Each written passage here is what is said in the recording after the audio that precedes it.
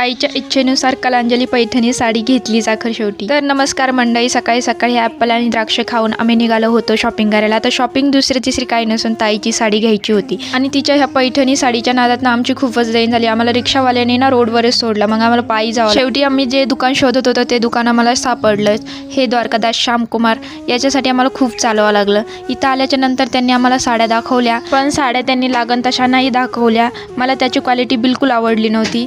मग आई आणि मी वरच्या सेक्शनमध्ये आलो। इथे 2000-3000 पासून स्टार्टिंग होती पैठणी।